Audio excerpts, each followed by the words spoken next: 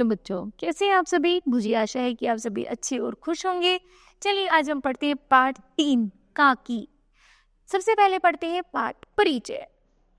प्रसिद्ध कथाकार सियाराम शरण गुप्ता द्वारा प्रस्तुत रचना एक अबोध बालक की माँ के प्रति अनूठा प्रेम दर्शाती है। अपनी माँ को वापस लाने का चोरी छिपे प्रयत्न बालक की मनोदशा को चित्रित करता है तथा पाठक के मन को गहराई तक छू जाता है।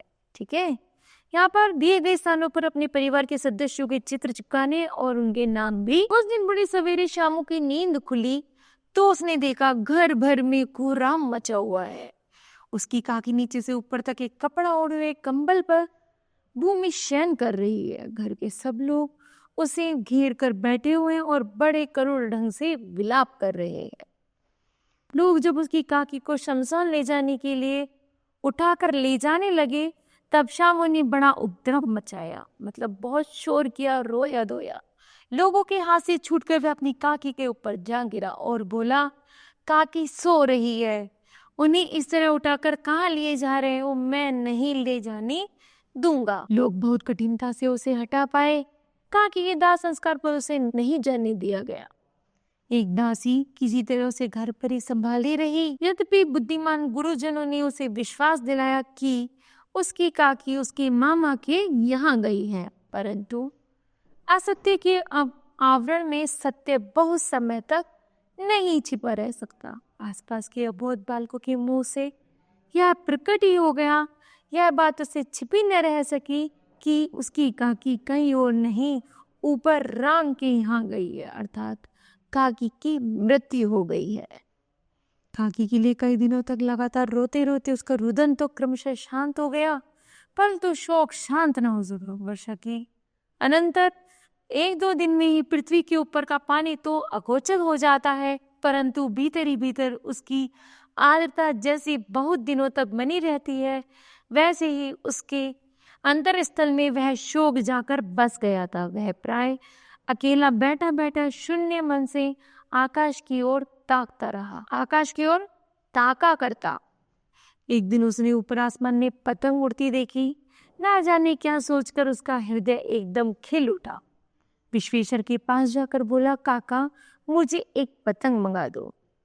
पत्नी की मृत्यु के बाद विश्वेश्वर अन्यमस्क रहा करते थे। अन्यमस्क का मतलब है वो बिल्कुल अनजान, मतलब बेजान से रहा करते थे। अच्छा मंगा दूंगा कहकर वे उदास भाव से कहीं और चले गए। शामू पतंग पाने के लिए बहुत उत्कंठित था। वह अपनी इच्छा को किसी तरह रोक न सका। एक जगह खुंटी पर विश्वेश्वर का कोट टंगा हुआ था।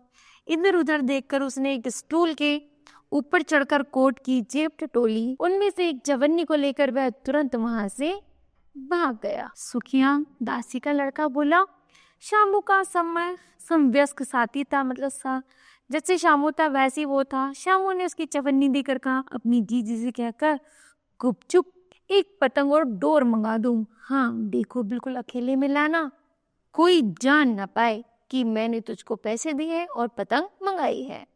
पतंग आ गई। एक अंधेरे घर में उसने डोर बांधी जाने लगी। शामू ने धीरे से कहा, बोला किसी से ना कहो तो एक बात कहूं? कर नहीं, किसी से नहीं कहूंगा। बोला ने सिर हिलाकर कहा, मैं ये पतंग ऊपर राम जी के यहाँ भेजूंगा।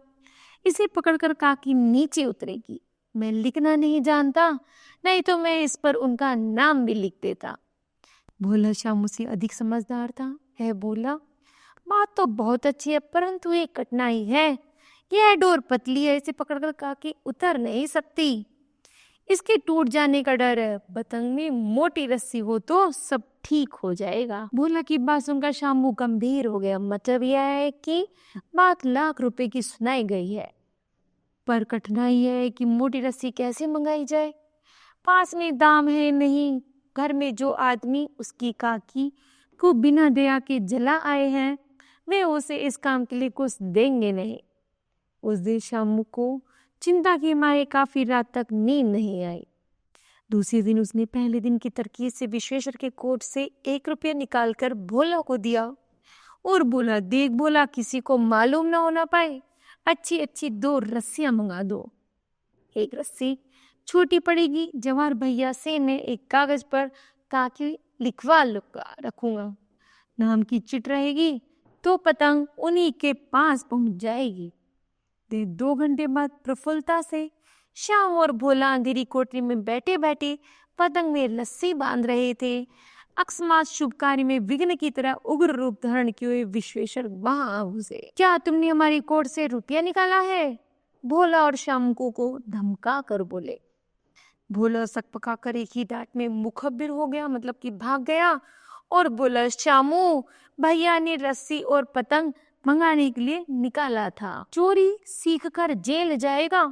विश्वेश्वर ने श्याम को 2 तमाचे जड़कर कहा, मतलब 2 थप्पड़ लगा दिए। अच्छा, तुझे आज अच्छी तरह समझाता हूँ। यह कहकर फिर तमाचे जड़े और पतंग फाड़ डाली।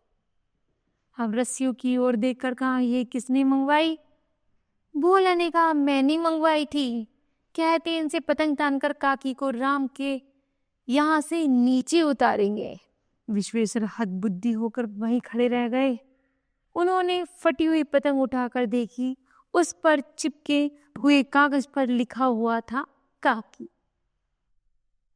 तो बताओ बच्चों, यह आज आपने इस कहानी से क्या सीखा? हमने सीखा कि हमें प्रेम पूर्वक रहना चाहिए और अपने साथियों से प्रेम करना चाहिए, है ना? तो मुझे आशा है यह पाठ आपको समझ आया होगा। धन्यवाद।